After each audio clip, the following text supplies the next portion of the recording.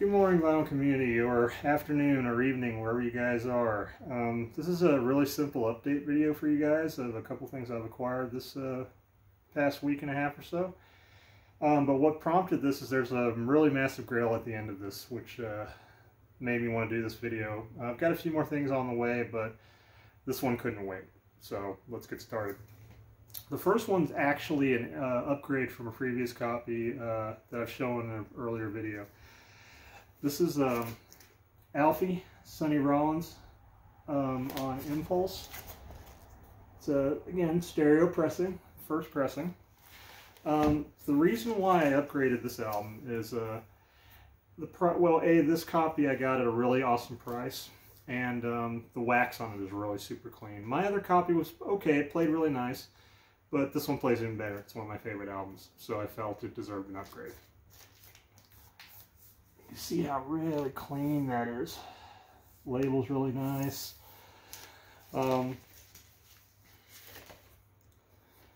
Original insert, and of course can't show an Impulse without showing the gatefold. So look how clean that is. But my previous copy is actually going to a good friend of mine who has a channel, and I will not spoil it because I'm sure he wants to showcase it when he gets it. So for that person, you know you'll be getting it here in the next couple weeks, along with something else we talked about. Let's put this back in here. Just like any good video, don't want anything out. So next one is actually one that I found through eBay, and I do like Sonny Stitt's albums, and one thing I've learned about the guy is he was a workhorse. He's got so many albums on so many different labels, and I keep just running into them left, right, and sideways. So this one actually I learned about through picking up the Curtis Amy Katanga on Pacific Jazz earlier this year. This is My Mother's Eyes on Pacific Jazz. This is a first pressing stereo. It's Sonny Stitt, My Mother's Eyes, with the jazz organ of Charles Kennard, or Kennard. Probably butchered that, but whatever. Again, really, really nice copy.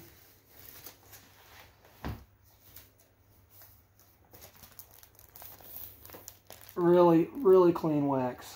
One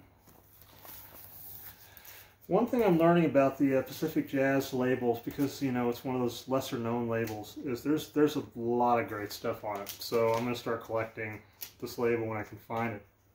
And another real cool thing about this label is in the early days they would sometimes put out colored wax versions of these albums, and I actually stumbled on one of this exact same album in red marbled wax. There's a red marbled wax version of Curtis Amy Katanga, which is incredibly rare and goes for between $400 to $500, sometimes more depending on condition. But I would assume it's just something to do with just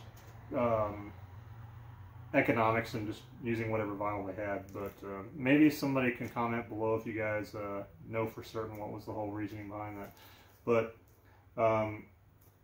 before I bought this one, found it on YouTube, gave it a listen, and really, really loved it like anything Sonny Stitt. So picked this guy up and got it yesterday. But need to give it a good clean and put it on the platter here probably today. Got some time later on, so I might do that. The last one is the one that, like I said, really prompted this video to start with.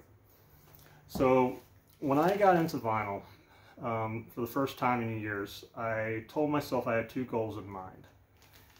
There were two albums that were at the very top of my list. One was this one, which you guys have seen more than once on this channel. It's Love Supreme, John Coltrane. This is my first pressing stereo. Solid VG Plus condition, plays beautifully. One of the jewels of my collection and gets played so often. The other one, I had a feeling I could probably acquire a Love Supreme, but this next one I didn't think I would ever be able to own, because even 5th and 6th pressings, 7th pressings, 8th pressings, they just go for so much, and it's hard to find them in good shape. Found a dealer on eBay who had 2 copies of this album for sale. One was the first pressing stereo, and one was this mono. The opening bid on it was reasonable, and he had a pretty good buy it now price, but he had it listed as VG.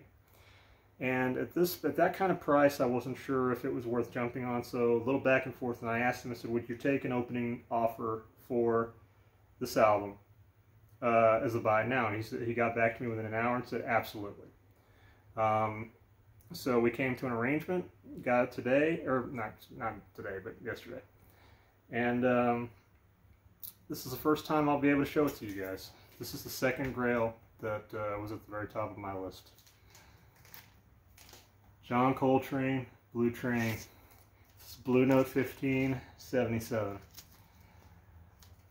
I'm trying to keep my composure on this video because I don't want to nerd out in front of you guys, but I have been waiting to get a copy of this album since I can't remember. I just never thought I'd own one. But this is a mono. Now, it's not a first or second or third, fourth, or fifth.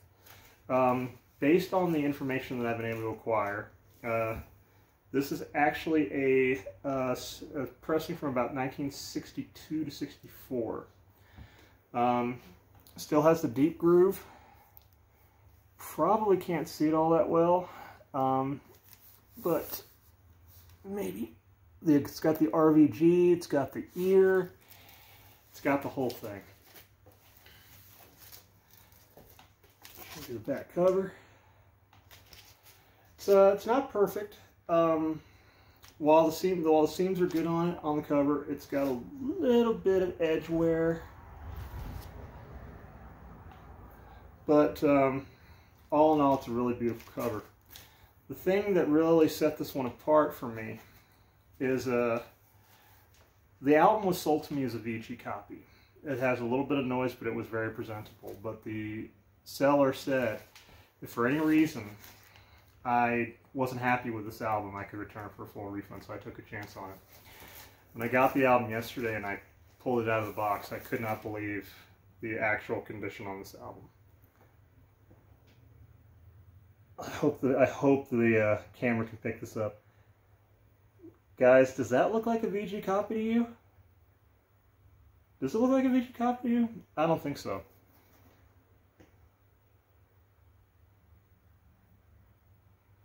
I'd say that's closer to excellent.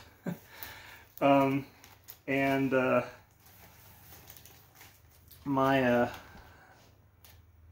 opinion on it was definitely solidified, if you will, by when I put it on.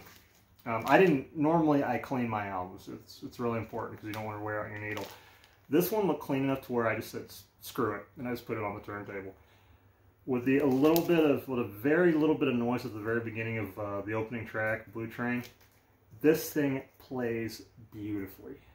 I mean, the only thing I can think of is that the seller was just being very conservative, so he didn't want to disappoint anybody. But my God, guys, I just couldn't believe how clean this plays. To give you an idea, on Discogs right now, there's 3 copies of this particular pressing available. There's a VG minus copy for $5.50. This album, I paid $250 for. $250. I've had some amazing deals this year. Some absolutely amazing deals. I don't think I will be able to top this one. And